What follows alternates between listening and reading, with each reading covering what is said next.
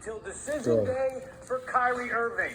He has a $36.5 million player option for next season, a Wednesday deadline on whether to exercise it or decline it and become a free agent.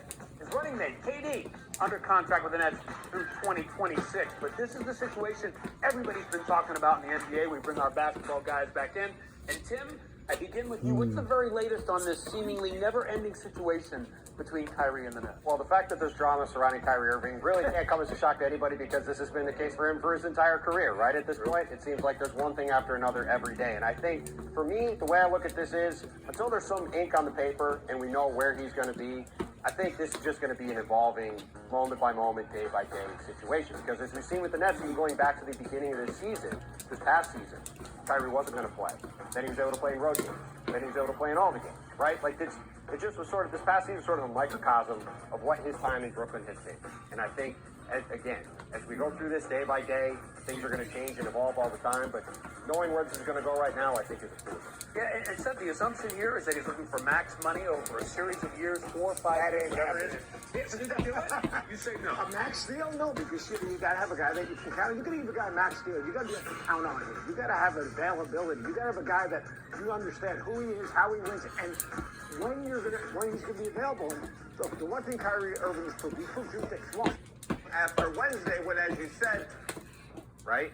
And if he's healthy, When it comes to cheese slices, choose the one that's 100% real, natural cheese. Sargento. Let me introduce me. Here I come. Russell Westbrook clearly lost something. Do I think that he'll make amends and come back to some degree next year? Probably, but we don't know. Entering last year, this deal making $47 million.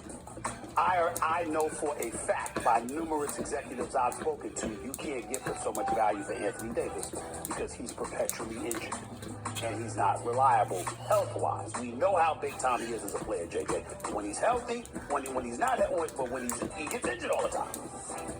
Here we go with LeBron James. He's the only person that has extreme value, that you'll never get equitable compensation for his greatness. But it's the only chance you have to be immediately respectable if you're the Los Angeles Lakers. First, we got to take into account what we're looking at in the Western Conference. You got Phoenix, they ain't going nowhere. You got Golden State. You see these brothers, they here, and they going to be here for a while. We got Dallas with Luka leading the way, okay? Nico and Jason Kidd doing an outstanding job. I think they're a piece for being those legit title contenders. Okay, we got that going on. Kawhi and Paul George will be back. Minnesota is on the ride. Memphis is here, okay? We got all of these things. I'm giving you 6 teams in the Western Conference, and let me not forget New Orleans. And if Zion Williamson is healthy, I mean, my God, what New Orleans could potentially do. So we got all of that going on.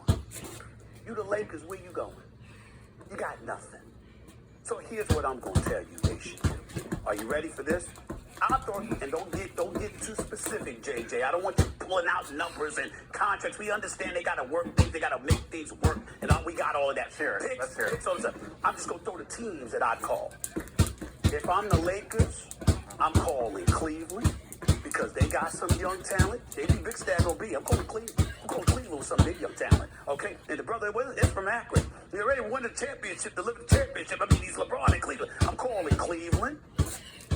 I'm calling Miami because they got some young, I mean, we talk about Bam Adebayo, Tyler Hero. They got some young talent. And you know what I'm saying? I'm calling them. I'm calling Utah. Donovan Mitchell, you want out?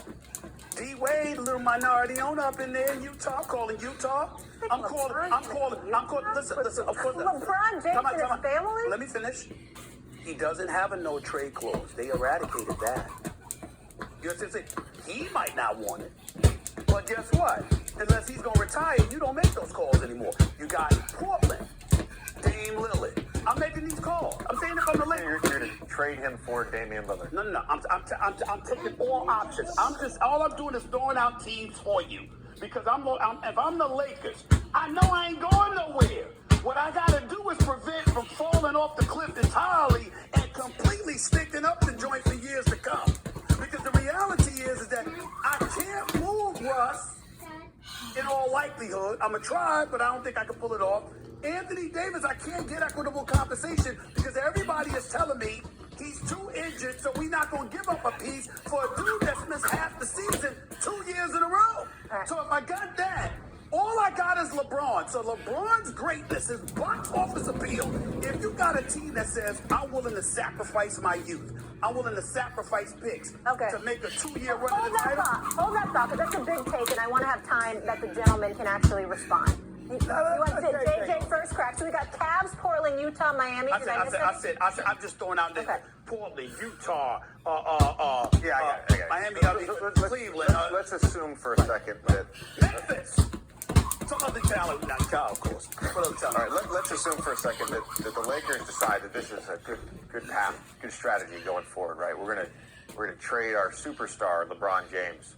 The first thing to that would go against decades of behavior upon the Lakers' part. They are a superstar-driven franchise. Secondly, to trade LeBron somewhere like Utah or Portland would go against that behavior as well. Because there's no way they would ever trade LeBron unless they got sign-off from him. There's no way they would ever trade LeBron because it goes against how they operate. This is the same family. This is the same family that Dr. Buss. Before you go on, I did not say the Lakers are considering it.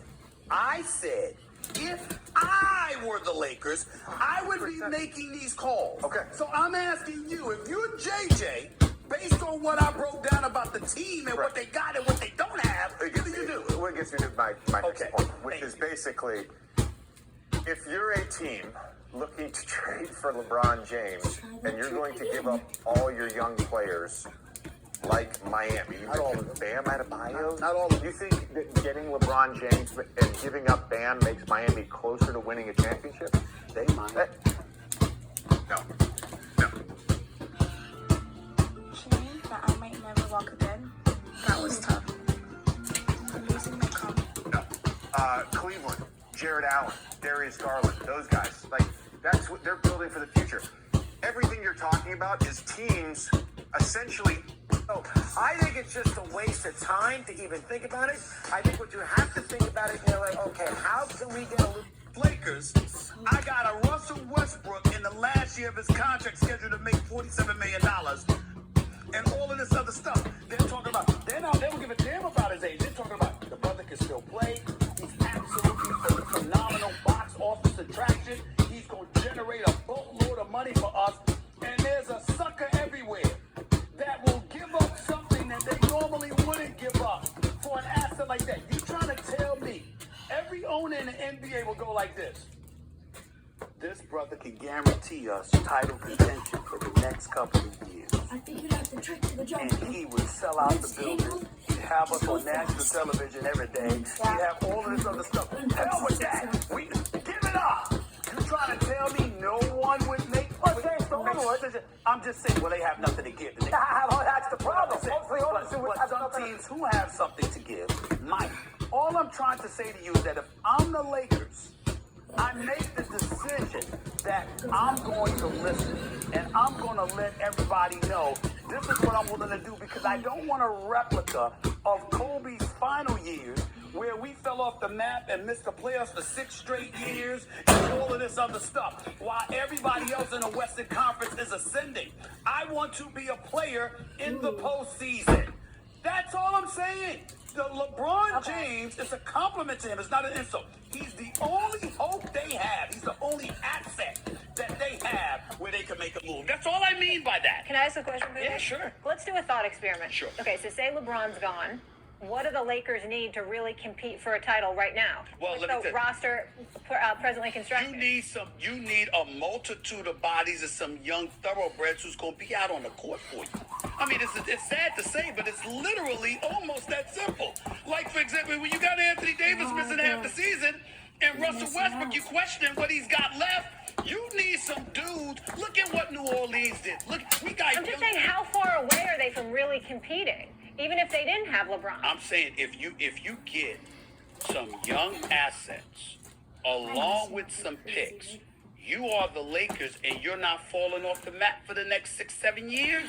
That's the point. Teams fall off the map though with older stars when they get old and they get finished. The Bulls fell off the map when they lost Jordan. Teams fall off that map. It's inevitable. Right. The Warriors are going to fall off that map once Curry and Thompson go. less than 2 And so the minutes. Lakers are in this process. They got older players. Well, you could say who can that. still play, and that has nothing Wait to a do. minute. Wait a minute. Let's talk about the Warriors. Yeah, I don't know. You ever heard of Jonathan Kuminga? Good little players, Oh, yeah, but they good lose. little Hold players. it out. When they lose, Skywalker. hold on now. Skywalker. Time out. Tremendous potential. When they lose those two Hall of Famers, Time out. their run is over. Let me ask They're you. not winning. All right, they're not winning, but what I'm Come on. listen That's to me. not fair. Listen to me. I'm not saying it's a championship. What I'm saying is you got Jordan Poole and you got Kuminga, okay? And I'm saying, look, you got a Gary Payton II. When he gets up, you got these. I'm saying to you, they may not win a championship. But guess what? They're going to be respectable enough to attract other talent to come and play with them. They may not fall off the map. That's all I'm saying, guys. That's all I'm saying. You got to have the forward thinking. You can't just stand still and do nothing and leave minute. yourself at the mercy of a dude who's about to retire in 2 years. You can't do it. What else do you have?